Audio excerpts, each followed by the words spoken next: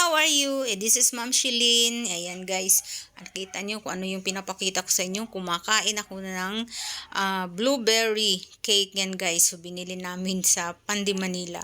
Kasi nagutom ako na guys after nung simbang gabi. Yan yung first day ng simbang gabi na naka-red kami. Ako lang pala at yung anak ko. Ang may color coding pala. Dapat naka-white daw lahat ng mga nagsisimba. So, okay lang yun. Ang mahalaga naman, wala naman sa kulay, diba? Pero, siyempre, susunod din tayo para kaisa tayo, diba? So, anyway, ayan nga, sobra akong nag-crave, guys, sa, sa blueberry cake na yan. Sobrang sarap, sobrang lambot, at ito talaga yung lasa ng blueberry. Naku, guys, ako ang makakaaway mo. So, yung anak ko dyan, naglalaway. Sabi niya sa akin, tirahan ko daw siya. Of course naman, tinitirahan ko naman. So, ang nakakain ko lang naman dyan ay mga 1/4 lang.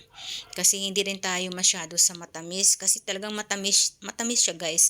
Pero ano magagawa ko? So, nag-crave talaga ako ng gusto. Walang makakapigil sa akin basta ako nag-crave guys. Pag ako nag-crave, it's either lulutuin ko or bibilhin ko ang pagkain na yun. So, ayan, no. So, yung anak ko nga nabigyan ko rin naman. So, nagtira naman ako sa kanya. Mas malaki pa ngayon sa kanya Tapos, kinabukasan, wala, naubos na, plastic na lang. At nagtira pa ng konti. Kakunti lang, isang kutsara ang itinira. Nagtira pa talaga. Kung ako sa kanya, inubos na lang niya. Kasi, wala na, tapos na yung pag-crave ko. Kinabukasan, okay na ako. Ayan, no. Nakatingin pa sa akin. Sabi ba naman sa akin grabe ka.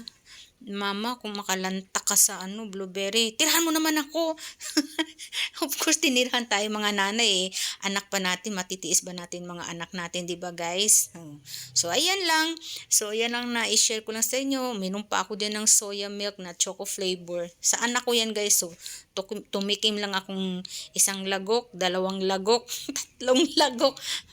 Pero hindi naman marami. Konti lang. Tinikman ko lang kung anong lasa ng ganyang soya na pinabibili niya. So, yan lang guys. Nag-crave lang ako. Thank you for watching sa aking mga walang kakwenta-kwentang vlog.